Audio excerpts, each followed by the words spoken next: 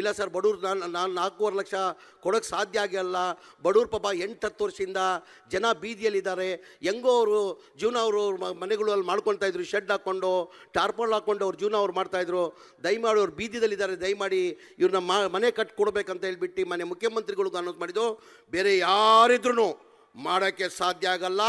ಬಡವ್ರ ಬಗ್ಗೆ ಕಾಳಜಿ ತಿಕ್ಕೊಂದಿಕ್ಕೆ ಬಡವ್ರಿಗೆ ಒಳ್ಳೇದಾಗಲಿ ಅಂತ ನಮ್ಮ ನಾಯಕರಾದಂಥ ಸಿದ್ದರಾಮಯ್ಯ ಅವರು ಒಪ್ಕೊಂಡು ಇದು 5 ಗ್ಯಾರಂಟಿಗೆ 60,000 ಕೋಟಿ ಆಗ್ತದೆ. ಎಷ್ಟಾಗ್ತದೆ? 60,000 ಕೋಟಿ. ಅದಲ್ಲೂ ಈ ಕಷ್ಟದಲ್ಲೂ ಬಡವ್ರ ಕಷ್ಟದಲ್ಲಿದ್ದಾರೆ, ಬೀದಿದಲ್ಲಿದ್ದಾರೆ, ಅವ್ರ ಮನೆಗಳು ಕೊಡಬೇಕಂತ 8,400 ಕೋಟಿ ಕೊಟ್ಟು ನನಗೆ ಸೂಚನೆಯನ್ನು ಕೊಟ್ಟಿದ್ದಾರೆ. 1 ವರ್ಷದಲ್ಲಿ ನೀನು ಇವ್ರನ್ನ ಮನೆಗಳು ಕಂಪ್ಲೀಟ್ ಮಾಡಿ ಕೊಡೋ ಜವಾಬ್ದಾರಿ ನಿಂದಂತ ಕ್ಯಾಬಿನೆಟ್ಗೆ ತಂದು 500 ಕೋಟಿ ರಿಲೀಸ್ ಮಾಡಿಬಿಟ್ಟು ಈಗ ನಾನು ಬರೋ ತಿಂಗಳು 24ನೇ ತಾರೀಕಿಂದ 28ನೇ ತಾರೀಕುವರೆಗೂ 36,000 ಜನಕ್ಕೆ ಮನೆ ಕೊಡ್ತಾ ಇದ್ದೀವಿ. ಎಷ್ಟು ಜನಕ್ಕೆ?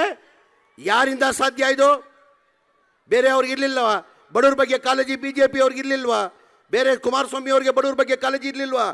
ಅದಾಗಿ ಕುಮಾರಸ್ವಾಮಿ ಅವ್ರು ಬಂದರು, ಕುಮಾರಸ್ವಾಮಿ ಆದಮೇಲೆ BJP ಸರ್ಕಾರ ಬಂತು, BJP ಸರ್ಕಾರ ಆದಮೇಲೆ ಯಡಿಯೂರಪ್ಪ ಅವರು 2 ವರ್ಷ ಮುಖ್ಯಮಂತ್ರಿ ಆಗಿದ್ದರು, ಬಸವರಾಜ ಬೊಮ್ಮಾಯಿ ಅವರು 2 ವರ್ಷ ಮುಖ್ಯಮಂತ್ರಿ ಆಗಿದ್ದು. ಅವಾಗ ಅವ್ರು ಬಡವ್ರ ಬಗ್ಗೆ ಕಾಳಜಿ ಕಾಣಿಲ್ವಾ? ಬಡವ್ರವ್ರು ಕಾಣಿಲ್ವಾ? ಬರೀ ಸಿದ್ದರಾಮಯ್ಯ ಅವರೇ ಬಡವ್ರ ಬಗ್ಗೆ ಚಿಂತನೆ ಇಟ್ಕೊಳ್ಳೋದ? ದಯಮಾಡಿ ತಾವೆಲ್ಲ ಇದು ಅರ್ಥ ಮಾಡ್ಕೊಳ್ಬೇಕಾಗ್ತದೆ. ಸಿದ್ದರಾಮಯ್ಯ ಇರೋದೇ ಬಡವ್ರ ಪರ, ಸಿದ್ದರಾಮಯ್ಯ ಇರೋದೇ ಬಡವ್ರ ಪರ. ಯಾವ ಮುಖ್ಯಮಂತ್ರಿನೂ ಒಪ್ಕೊಳ್ಳೋದ? ತಾವು ಒಪ್ಕೊಂಡಿದ್ದೀರಾ ಸರ್? ನಿಮ್ಮ ಮಾತು ತಕ್ಕಂಗೆ ಶಿವರಾಜ್ ತಂಗಡಿ ಅವರೇ, ಶಿವರಾಜ್ ತಂಗಡಿ ಒಂದು ನಿಮಿಷ ಹೇಳ್ರಿ ಸಾವ್ರಿ, ಕೇಳ್ರಿ ಇಲ್ರಿ. ತಾವು ಮಾತು ಕಟ್ಟಂಗೆ ಸರ್ ನನ್ನ ಮೇಲೆ ವಿಶ್ವಾಸ ಇಟ್ಟು ಕಷ್ಟದಲ್ಲೂ 5 ಗ್ಯಾರಂಟಿದಲ್ಲೂ ತಾವು ನನ್ನ ಮೇಲೆ ವಿಶ್ವಾಸ ಇಕ್ಕಿ 8,400 ಕೋಟಿ ತಾವು ವಿಶ್ವಾಸ ಇಟ್ಟು ಕ್ಯಾಬಿನೆಟಲ್ಲಿ ತಂದು 500 ಕೋಟಿ ರಿಲೀಸ್ ಮಾಡಿದ್ದೀರಾ ಸರ್. ಈ ವೇದಿಕೆ ಮುಖಾಂತರ ನಿಮ್ಮ ಮಾತು ಕೊಡ್ತೀನಿ ಸರ್. 1 ವರ್ಷದಲ್ಲಿ 2,38,000 ಮನೆಗಳು ಬಡವ್ರಿಗೆ ನಿಮ್ಮ ಮುಖಾಂತರ ಕೊಡ್ತೀನಿ ಸರ್ ನಾನು.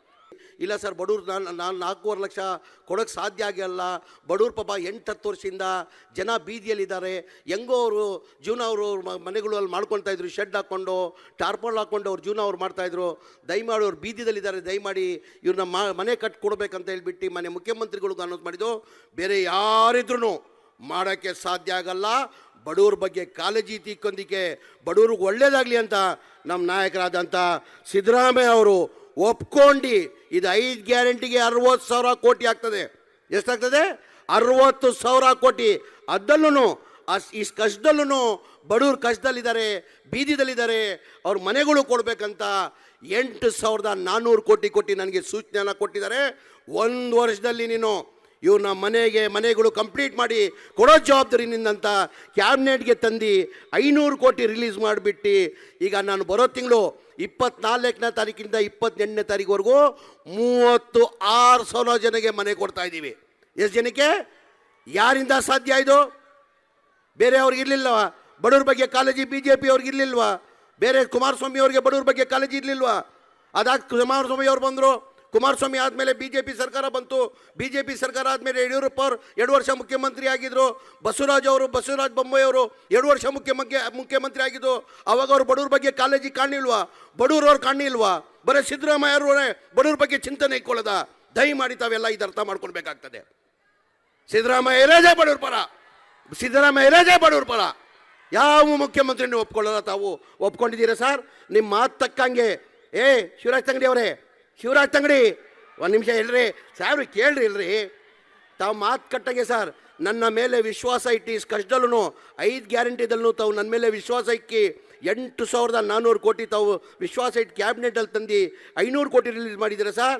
ಈ ವೇದಿಕೆ ಮುಖಾಂತರ ನಿಮ್ಮ ಮಾತು ಕೊಡ್ತೀನಿ ಸರ್. 1 ವರ್ಷದಲ್ಲಿ 2,38,000 ಮನೆಗಳು ಬಡವ್ರಿಗೆ ನಿಮ್ಮ ಮುಖಾಂತರ ಕೊಡ್ತೀನಿ ಸರ್ ನಾನು. ಅನುಕ್ಷಣದ ಸುದ್ದಿಗಳಿಗಾಗಿ ವಿಸ್ತಾರ ನ್ಯೂಸ್ ಯೂಟ್ಯೂಬ್ ಚಾನೆಲ್ ಸಬ್ಸ್ಕ್ರೈಬ್ ಮಾಡಿ.